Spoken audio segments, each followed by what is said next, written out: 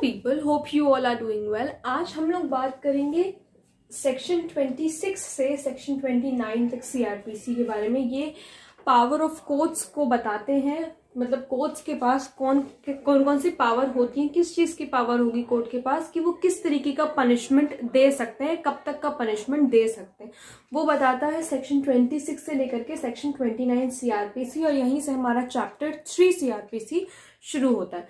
सबसे पहले शुरू करते हैं सेक्शन 26 से। सेक्शन 26 बताता है courts by which offences are triable, यानी कि कौन से कोर्ट हैं जो ऑफेंस को ट्राई कर सकते हैं। So subject to other provisions of this code, any offense under the Indian Penal Code IPC में जो offenses define है उनको कौन से कोर्ट ट्राई करेंगे, वो है any offense under the Indian Penal Code may be tried by High Court or Court of Session or any other court by which such offense is shown in the first schedule to be triable। ठीक है, high court try कर सकता है IPC में जो भी offences mention है, court of session try कर सकता है, और सी पार्ट और थर्ड पार्ट में any other code bye which such offence is shown, और फर्स्ट शेड्यूल में जो कोर्ट दिए हुए हैं, जो बताया हुआ है कि कौन ट्राई कर सकता है, तो वो कोर्ट्स ट्राई कर सकते हैं। ठीक है, अच्छा, इसमें एक प्रोविजो दिया है, provided that any offence under section 376, ये सारे सेक्शंस दिए हुए हैं, ये सारे रेप रिलेटेड सेक्शंस हैं। ठीक है, shall be tried as far as practicable by a court presided over by a women. देखो, जो ये रेप रिलेटेड सेक्शन है, मान लो कि जैसे कोई ऑफेंस कमिट हुआ है, ठीक है, रेप का ऑफेंस कमिट हुआ है, तो कोशिश करी जाती है कि उसकी जो हियरिंग है वो एक फीमेल जज या मजिस्ट्रेट के सामने हो, ताकि जो विक्टिम है, जो रेप विक्टिम है, वो कंफर्टेबल हो कुछ चीजें बताने के लिए, बिकॉज मेल से ऑब्वियसली इतना ज्यादा कंफर्टेबल नहीं हो पाएगी लड़की। तो कोशिश करी जाती है, ये एज फार एज जितना पॉसिबल हो सकता है यही करा जाता है कि अगर रेप से रिलेटेड कोई केस आया है तो उसे एक फीमेल जज या फीमेल मजिस्ट्रेट के सामने ही उसकी सुनवाई हो। ठीक है, फिर इसमें सेक्शन 26 में ही बी पार्ट है, any offence under any law, any offence under any other law shall when any court is mentioned in this behalf in such law be tried by such court.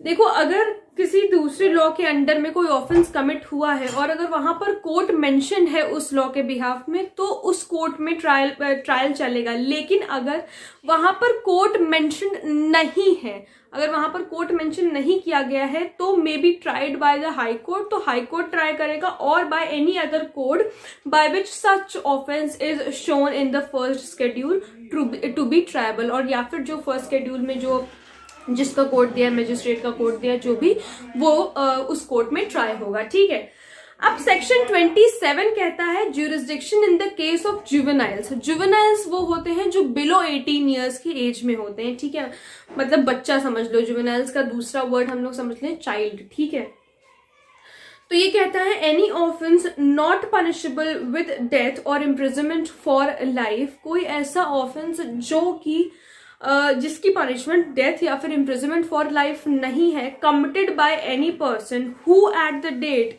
when he appears or is brought before the court is under the age of 16 years, उसने कोई उस person को जिस कोई ऐसा offence commit हुआ है जिसकी पनिशमेंट ना ही डेथ है और ना ही इम्प्रिजनमेंट फॉर लाइफ है, किसी ऐसे पर्सन से कमिट हुआ है, किसी ऐसे बच्चे से कमिट हुआ है जिसकी एज 16 ईयर्स से बिलो है, और जब उसको मजिस्ट्रेट के सामने लाया जाता है, मे be tried by the court of a chief judicial magistrate, तो वो उसको उस केस को कौन ट्राई करेगा, चीफ जुडिशियल मजिस्ट्रेट, और by any court specially empowered under the children act 1960, या फिर उसका जो ट्रायल चलेगा वो चिल्ड्रन एक्ट के अंडर चलेगा। ठीक है, मतलब चिल्ड्रन एक्ट के अंडर चलेगा, चिल्ड्रन एक्ट के लिए जो कोर्ट स्पेशल बनाया होगा उसके अंडर चलेगा। ठीक है, वो कोर्ट ट्राई करेगी, और any other law for the time being in force, या फिर जो भी लॉ उस वक्त फोर्स में है, providing for the treatment, training and rehabilitation of youthful offenders. ठीक है,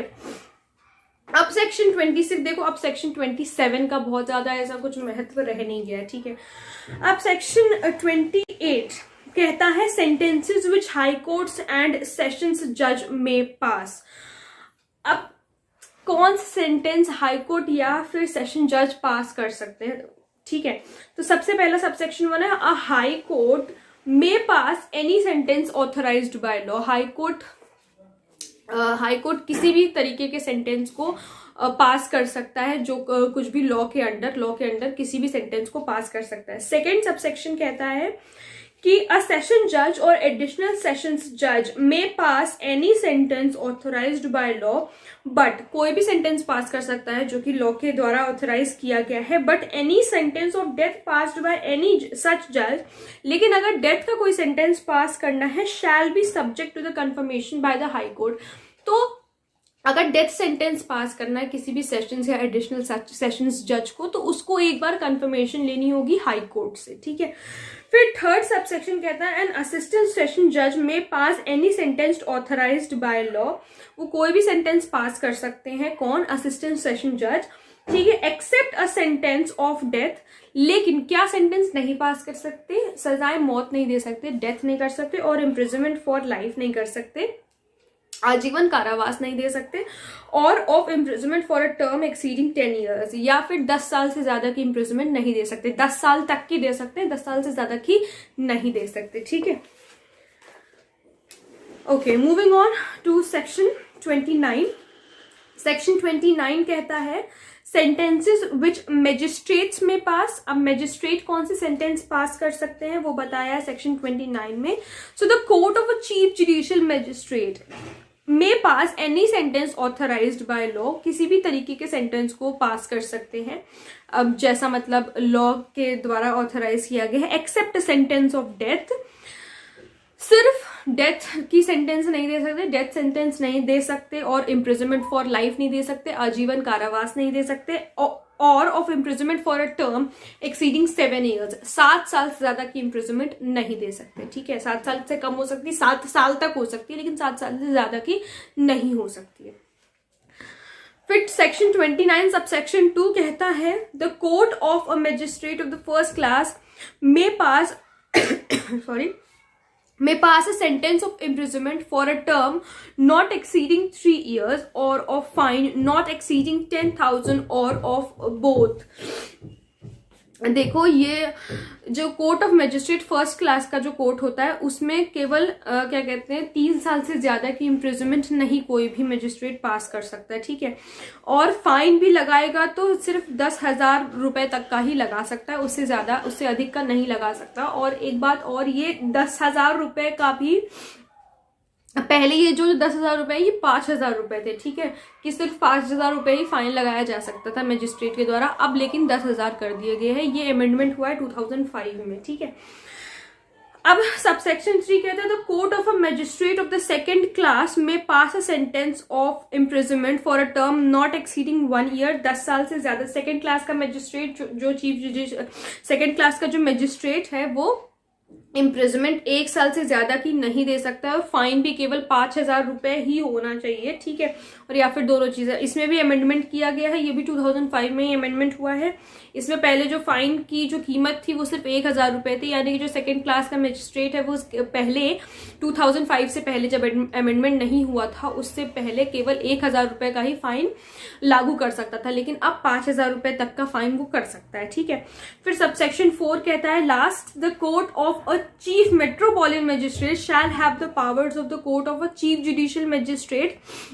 देखो, जो चीफ मेट्रोपॉलिटन मैजिस्ट्रेट है उसके पास सेम पावर्स होंगी जो चीफ जुडिशियल मैजिस्ट्रेट के पास है, and that of a metropolitan magistrate. और जो मेट्रोपॉलिटन मैजिस्ट्रेट है the powers of the court of a magistrate of the first class. और देखो, जो चीफ मेट्रोपॉलिटन मैजिस्ट्रेट है उसके पास पावर होगी चीफ जुडिशियल मैजिस्ट्रेट की, सेम पावर्स, ठीक है।